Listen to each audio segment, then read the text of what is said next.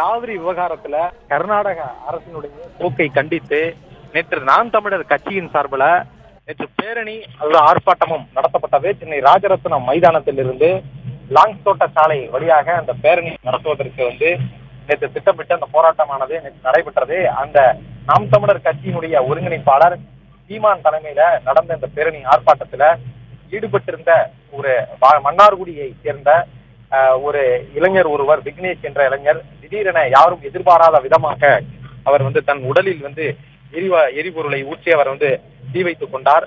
அவர் உடனடியாக தீக்காயம் அடைந்த அவரை அருகில் இருந்தவர்களும் போலீசாரும் உடனடியாக அவர் உடம்பில் இருந்த அந்த தீயை அணைத்து கீழ்ப்பாக்கம் அரசு மருத்துவமனையில் அனுமதித்து அவருக்கு தீவிர சிகிச்சை மேற்கொள்ளப்பட்டு வந்தது.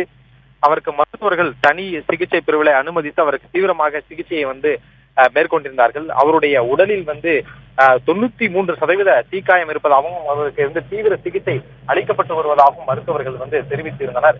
இந்த நிலையில இன்று சரியாக 11:10 மணிக்கு அவர் உயிர் பிறந்து விட்டதாக அரசு மருத்துவமனை தரப்பிலிருந்து தெரிவிக்கப்பட்டிருக்கிறது.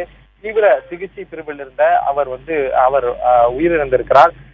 அதே போல நேற்று பொறுத்தவரையில நேற்று நம் தமிழர் கட்சியினர் நேற்று ஒரு 500க்கும் மேற்பட்டோர் ராஜரத்னம் மைதானத்திலே கூடி நேற்று அந்த ஆர்ப்பாட்டத்தில் ஈடுபட்டிருந்தார்கள். தொடர்ச்சியாக கர்நாடகாவில் தொடர்ச்சியாக தமிழர்கள் தாக்கப்படுவதும், அதாவது தமிழர்களுடைய உடைமைகள், அதாவது வாகனங்கள் தாக்கப்படுவதையும் கண்டித்து இந்த பேரணி ஆர்ப்பாட்டமானது நடத்தப்பட்டது.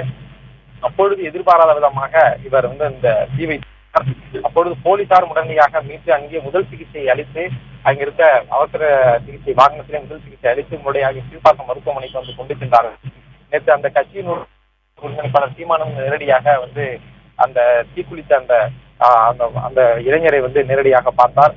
அதே போன்று தன் கட்சி இது போன்ற மற்ற யாருமே தீக்குளிக்க கூடாது என்றும் இது போன்ற ஒரு போராட்டங்களில் ஈடுபடக்கூடாது என்றும், அறவழி போராட்டத்தில் ஈடுபட வேண்டும் என்றும் அந்த கட்சியினுடைய ஒருங்கிணைப்பாளர் சீமான் கேட்டுக் கொண்டிருந்தார். அதே வேளையில் தான் இந்த தீக்குளித்த இளைஞருக்கு தீவிர சிகிச்சையும் அளிக்கப்பட்டு வந்தது. நேற்று இரவு முழுவதும் அவருக்கு தீவிர சிகிச்சை மேற்கொள்ளப்பட்டதாகவும் மருத்துவர்கள் தரப்பிலிருந்து தெரிவிக்கப்பட்டிருக்கிறது. இருப்பினும் தீக்காயம் அதிகமாக இருந்தாலும் அவரை அவரது உயிரை காப்பாற்ற முடியவில்லை என்று மருத்துவர் தரப்பில் இருந்து தெரிவிக்கப்பட்டிருக்கிறது. மேலும் இந்த இன்று வேலை நிறுத்த போராட்டம் என பல்வேறு கட்சியினரும் பல்வேறு அமைப்பினரும் ஈடுபட்டு வரக்கூடிய நிலையில் தற்போது இந்த போராட்டத்திற்காக ஒரு இளைஞர் ஒருவர், நாம் தமிழர் கட்சியை சேர்ந்த இளைஞர் உயிரிழந்திருக்கு ஒரு சோகத்தை ஏற்படுத்தி இருக்கிறது.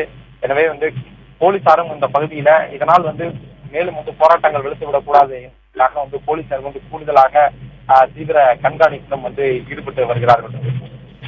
நன்றி சரவணன், உங்க தகவல்களுக்கு.